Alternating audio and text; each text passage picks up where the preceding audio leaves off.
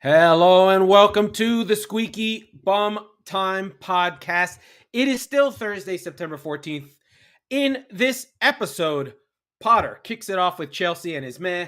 Haaland invokes Johan Cruyff in a City comeback. Liverpool get themselves off the schneid. But first, Mike. Where is Mike? Mike is not here. He is on assignment, actually going to see the Red Hot Chili. I want to do today is just start out by saying, one, thank you for being here. Thank you for joining the show. If it's your first time here, please subscribe to the show. It really means a lot. Just wherever you go, wherever you are on Apple, just hit subscribe and join the show. We record twice a week on Tuesdays and Fridays, or Mondays and Thursdays, depending on the week. And we're going to cover in this episode Potter's first game with Chelsea, what happened to Tottenham in the Champions League, Liverpool getting back off the schneid after their defeat against Napoli, where things went for City and United, and we're going to go through the entire weekend fixture list in the Premier League after the cancellations from the death of Her Majesty the Queen. But first, we are going to go to the scores for the Champions League, and we're going to go there right now. Okay, here we go. Scores, friends, scores. Let's see. Is it like this or like this? This way's better. Okay, scores for the Champions League.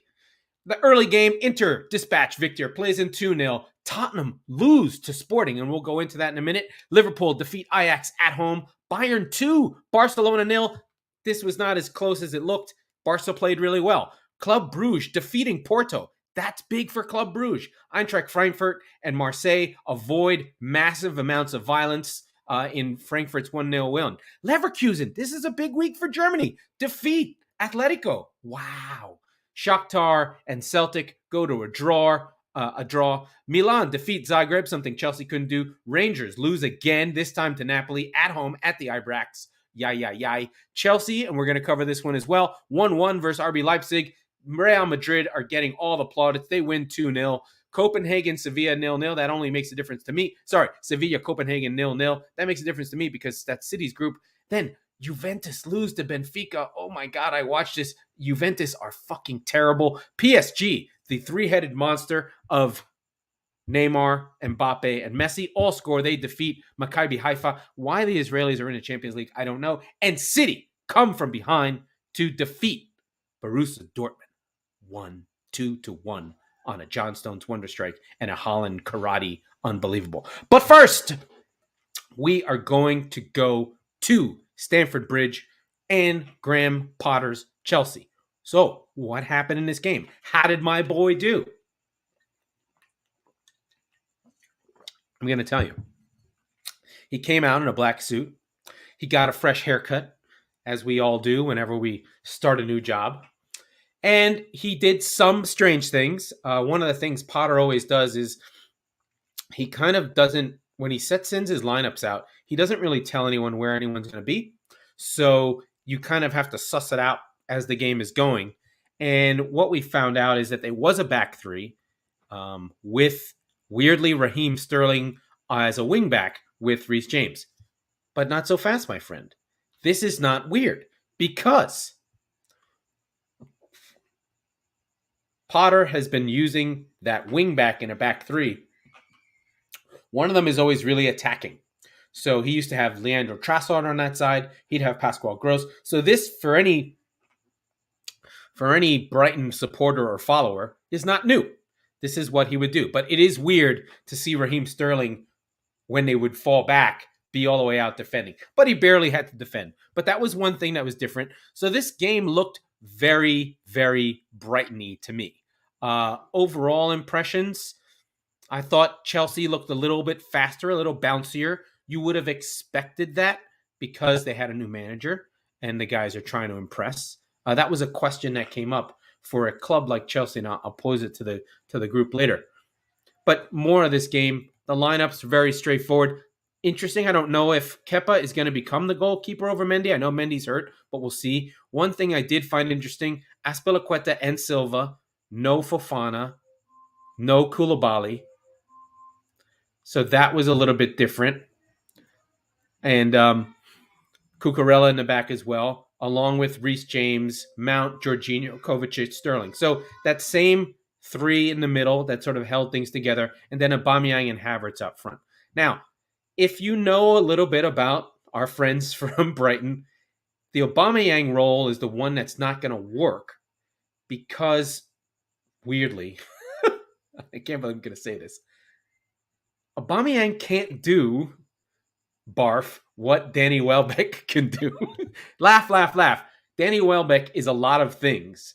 The problem is that he couldn't finish. Aubameyang's the opposite. Aubameyang can't do a lot of things, but he can finish. So he gets the numbers and he can do things when you play a certain way. But what Chelsea were lacking was a target man, and that did come up when Brozier came on later. So I thought overall it was okay. It was a little bit Brighton-y. I think Potter has to have time. I think there's a lot to like. I think a lot of people want Potter to do well, and you know, from the show, I've been talking about Potter forever. And Chelsea did get the goal early, a nice Raheem Sterling goal, one of the goals that he can score. He came in from the left side there, and on a sort of on a wicked cross from Mount, who had gone out wide, and they fired it across. Sterling stopped it, touched it, and slotted it into the top corner. And Chelsea were up a goal, playing fine early in the second half. The first half, really not much to write home about, but Chelsea controlled, played a little bit better, little stuff. And RB Salzburg were doing the Rangnick thing that they do, which is play very, very narrow. So the sides were free, and Chelsea were doing that. And he just couldn't really get anything going yet. But I would say on balance, Chelsea were by far better, by far should have won this game. And I think, you know, Potter said after the game, hey, this was a game we would win. We're disappointed with the result, but ultimately they know that he played well. So it's a building block. The goal for Salzburg came a little late in the 75th minute on a slip by Tiago and a little bit of a slow reaction by Azpilicueta. It's a little bit weird having those two older and slower defenders in the side. It kind of makes you wonder. You're just like, well, why are those guys in the team? What are they doing in there? There was one substitution that was a little weird, seeing Sterling come off. He got a little bit frustrated. Azpilicueta came out for Ziyech later on. You saw Gallagher on for Kovacic. There was a little bit of stuff like that. On the goal itself by Salzburg, Kovacic had gone down and they didn't play it out. So in that moment, Chelsea were down a man. I mean, it's not controversial, but I think it was a little bit funky in that moment. So a little bit there. But overall, as a Potter watcher, I think this was okay. I think Potter's got to have time. And then it does come down to the question. I think something to think about for Chelsea fans is how much is the adaptation to manager? Who is it on? Do the players have to adapt to Potter, or does Potter have to adapt to the players? And I think it depends on the club. Like for a club like Chelsea, with all the history it has and the institutional kind of turmoil that it's had over the years, I think this is a case where Potter has to win over the players, over the players having to win over Potter.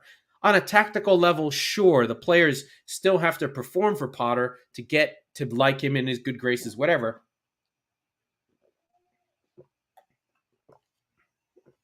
But how that relationship manifests within the institution of Chelsea and how that whole process works, and if the institutional energy of Chelsea that the fans have adopted, which is this sort of results, trophies. If 3 games are lost in a row, it's a crisis. Can Potter manage to keep the team on side in those moments while he's trying to build out this new thing? Because in order for Potter to function, I think, in the long run, if this is indeed a long-term project, he needs to get the team and the club on side. The fans have to be on side. He cannot pick fights with the fans. He did have a little bit of a fight that he picked with Brighton, one where the fans booed them after like their 5th draw in a row. And Potter in an interview said, where are we at the table? We're the highest we've ever been. That's not going to fly at Chelsea. So that first moment of adversity that Potter has to navigate, how does he do it? How does he keep the fans on side? Does the football that he plays allow him the time so that people can see progress? I believe in Potter. I think he can do it. But these are the questions that I think Chelsea are going to have to ask themselves. On a tactical note, on a bigger note, Chelsea are last in their group. They now play Inter Milan twice. They're not in bad shape because no one's really pulling up trees in their group, but they do have it all to play for. And, Potter may not get out of this group, especially after having lost to Salzburg and having drawn with Salzburg and having lost to Zagreb. I mean, he's got to pick these games up on the back end. It might be 9 points, 10 points is going to get him through. He's going to have to get at least 4 from Inter and see where he is after that.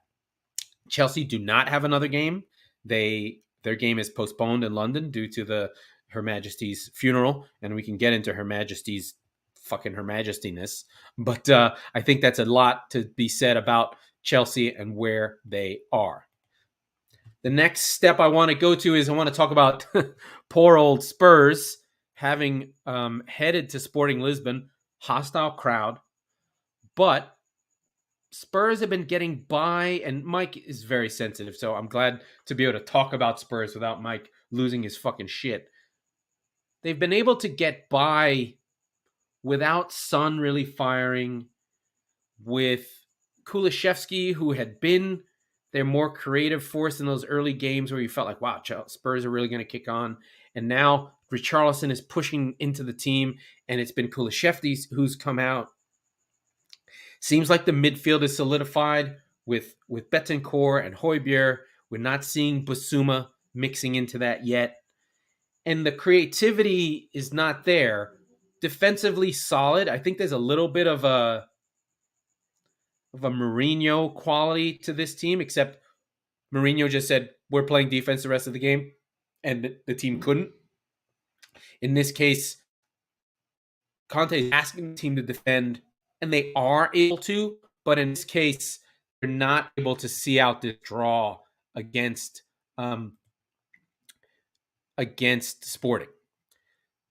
It was not a great watch. It was pretty tough on the things. Everything was very even.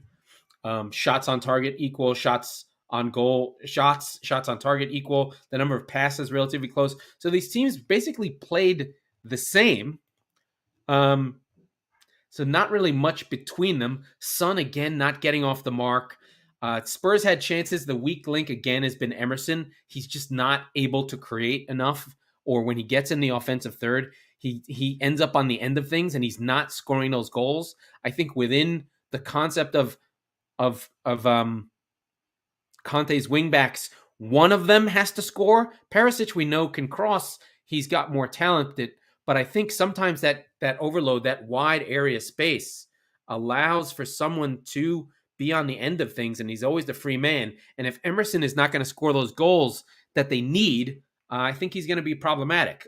I, of course, want to see my son Sessegnon there. I really love Sessegnon. I think he's comes in as a winger, scored 10 or 15 goals with Fulham 4 years ago now, and things look good there.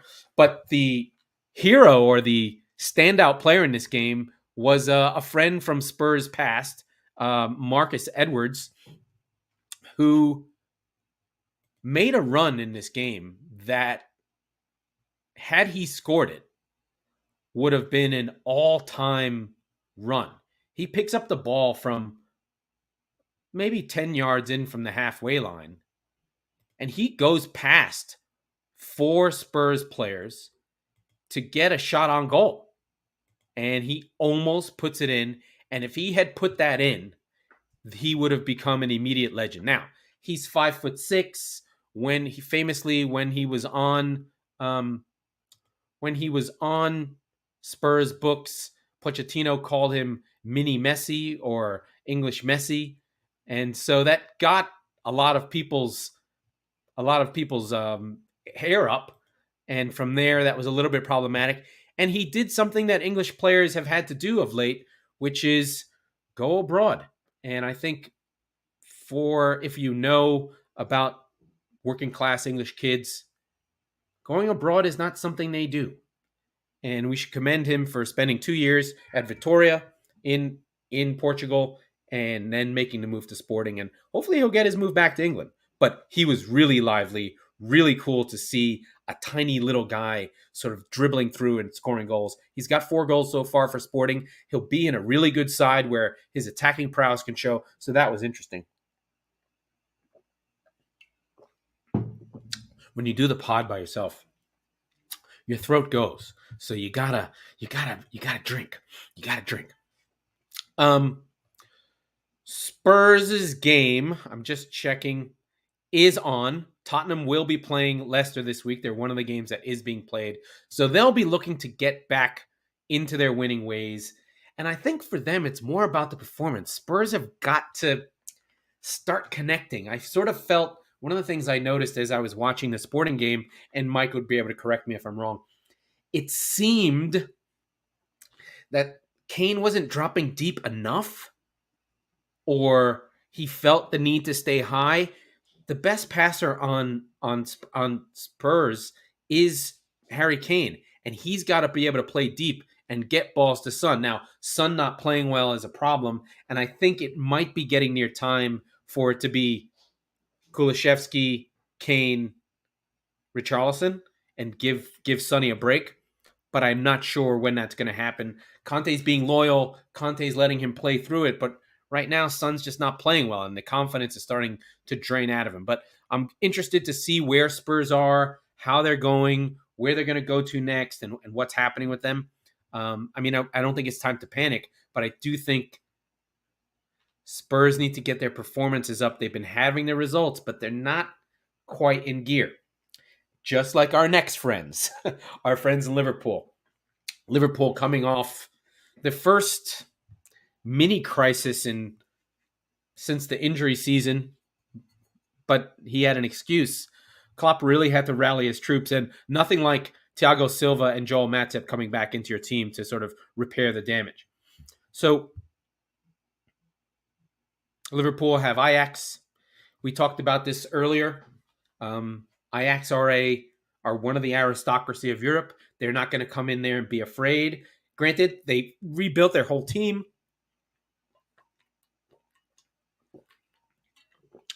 Only Daley Blind is a name you know. Maybe Dusan Tadic is still there. But they have a lot of good players, and they have a philosophy. They have a way that they play. So Liverpool had Thiago, had Fabinho, had Matip back in the team, and that made all the difference. They looked like Liverpool. Early in the game, Salah scored within the first, 15 minutes. That really settled the nerves. Things started going well for them. They really controlled this game and really could have scored a lot more goals. You look at the shots. Liverpool had 24 shots, 10 on target. Ajax had 3 and only 1 on target and scored a goal. They weren't that high in possession. The accuracy wasn't there, so there was some sloppiness. But what I did notice from Matip, who did get the winner in the 89th minute, it was a very contested game, a good game, was that Matip made a difference because he'd pick up the ball from defense and carry it forward. And all that, he just kept doing that. And that just made everything free up for all those passes, all those little things that we saw that Liverpool do. And then Thiago being that next step when Matip wasn't bringing the ball forward. Thiago on the ball, sees passes. He does things that no other Liverpool midfielder can do. And they just tick. When Fabinho and Thiago are in that team, they don't lose. Here's the stat. When Thiago plays for Liverpool, they win 81% of their games. And when he doesn't, they're in the 60% range. That's 20 points of winning percentage for one player being in their side. I don't think it's perfect. It's just anecdotal, but Thiago makes a difference. Now, We do have to talk about the goal that Kuda scored for Ajax.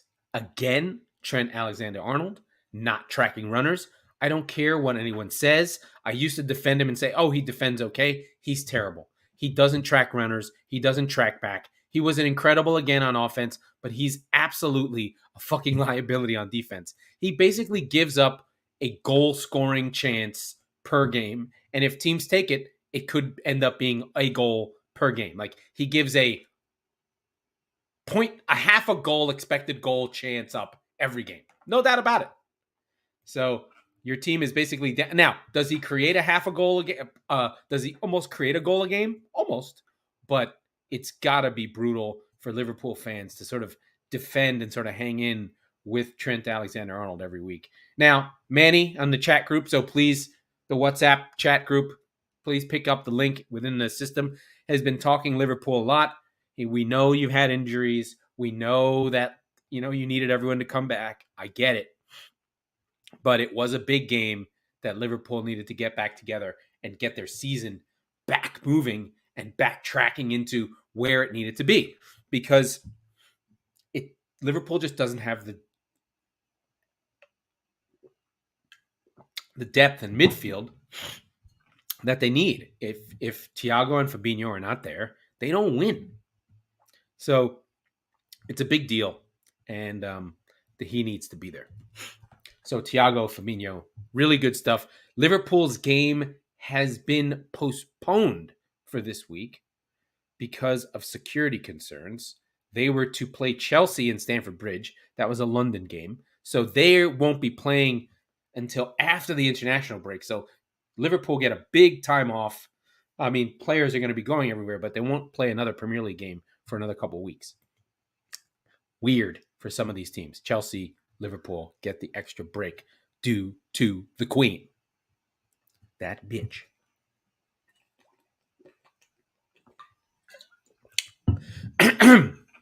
My throat is bothering me, so I don't know how far I can go. So, next we go to City, and who are playing Borussia Dortmund. And Pep plays John Stones at right back, plays Grealish, plays Mahrez. And when I tell you that the first half of this game was the worst half that City had played since the first half of the Champions League, I would not be lying. It was terrible. It was bad. They were doing nothing. Borussia Dortmund was shutting everything down. They played wide. They played deep. They blocked everything off. Jack Grealish had one move. He kept on trying to cut in and shoot. Just kept getting frustrated. He didn't seem to be able to do anything. Grealish's time at City has been really bad. He can't seem to get anything going. Mahrez on the other side, when they play together, it's a mess. So nothing was happening. It was terrible. And I was worried. It had a very, these are the games that City loses feel to the game. I know that sounds silly, but and you watch City enough, you kind of know.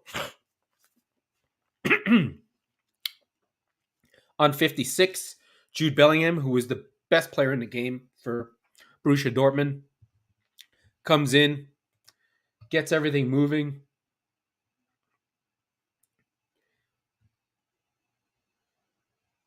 And scores a goal. Immediately, Pep freaks out. He's like, okay, fuck these guys. We're losing. Triple change. Off comes Gundogan. Off comes Mahrez. Off comes Grealish. Foden. Bernardo Silva. Julian Alvarez. Boom. City's momentum turn on. The gear goes up. They're fighting. Then, man of the moment, 80th minute, John Stones, edge of the box. Boom! Thunderbolt goes in. City are back level, feeling it. Borussia Dortmund are falling apart. Then, of course, cometh the man, cometh the outside of the boot. Bingo, bango, bongo.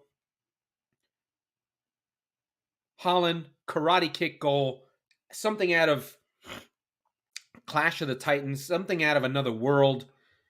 Outside of the boot from Cancelo, an amazing cross. Everything was amazing about it. The service, the kick, the goal, City up. It's over. City see the game out. And it's all about Haaland. He just gives City another dimension that wasn't there. He gives them a ball and a kick, a scoring option that wasn't there. Some way that when they can panic and don't have to create the perfect goal. They can just boot it. He's their Marouane Fellaini, except he's awesome. He's there. We just hoof it up. They can just cross it up to Haaland and he'll get on it. But this goal was something of another world. He was 6'4". His foot is probably 7 feet in the air, 6.5 feet in the air, outside of the boot, past the goalkeeper. No problem. Amazing. And City see it out. This is something different. This is something City didn't have before. Even with Aguero, everything was on the ground. If I put it into a basketball analogy, City are a team that play with guards and dribble around and have to make nifty moves to the goal and, do cool layups and have to dribble past people and make 3 passes to get one good shot. And Haaland gives them a Giannis, gives them a Shaq. Put it to him down low and let him fucking dunk it. And that's what he is. All the other players City had are more finesse, things like that where they have to walk it in. And Haaland is just an animal. Dunk it on your head. Score that goal. See you later. I don't want to talk about it. That's really the sort of our Champions League review for the big 4 of who's in the league. So Chelsea, Potter gets his game there, 1-1. Spurs lose. Liverpool get back on track, and Haaland scores his goal. Let's get into the Premier League fixtures because they're a little bit funky. I'm just going to read them off because we have some things that are happening tomorrow. So, match week 7, all postponed. We're now into match week 8. There are 3 postponed matches due to security for the Queen. Postponed matches, Brighton Crystal Palace is postponed. So Brighton have still not named a manager. Apparently Adam Lallana is running things. That's an actual derby. That's a really good game. Manchester United Leeds, not in London, but a high security event, and the police needed for that game are unavailable. So that's canceled for security reasons. And then Chelsea-Liverpool, also a top-level security game, also canceled. For some reason, Tottenham-Leicester in London is not. I guess that's a low-risk game. They have a system. I think Mike touched on it last episode. So we have 7 games. 2 on Friday. First, Villa-Southampton. Villa coming off the draw. Southampton coming off a good event. This is really for Gerrard to pull himself together. I would take Villa at home. It's got to be, or the draw. I'm 40% on Villa, 50% on the draw. Forest, Fulham. I don't think Forest are ready to put their 20 players together, and Fulham are really taking their promotion. There's sort of 2 different ways to do it. Fulham are going with continuity with a key addition in Paulinho to defend, and Forest, we now have 22 new players. I don't think Forest are quite ready yet. Take Fulham away to beat Forest. Those are the Friday games. Saturday, early kickoff is City versus Wolves. This is a scary game. Wolves have the best defense in the league, or one of the best defense in the league. We may see Diego Costa. City coming off playing on a Wednesday, and then the early game. I assume we'll see some changes, especially in defense. I suppose Diaz will come back in. Apologies for the voice. And then we have Newcastle Bournemouth. This is Eddie Howe's first game back against Bournemouth. We'll see how that goes. Bournemouth coming off a really good win against Forest. Castle don't have any wins, but they've been playing well. So they have a bunch of draws. You'd expect Newcastle to win this game. Then we have the postpone. And then the late game is Tottenham-Leicester. Again, we talked about this a minute ago. Tottenham need to put in a performance, and this is a do-or-die moment for Leicester. If they have another bad performance or they get blown out, it's going to be trouble for them. And then Brentford-Arsenal is going ahead, as far as I know. So that's one London game on Sunday, and then Everton-West Ham in the David Moyes Derby. So that's the week's fixtures.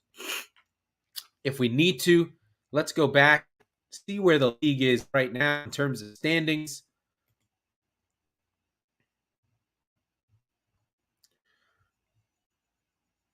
Top of the table, Arsenal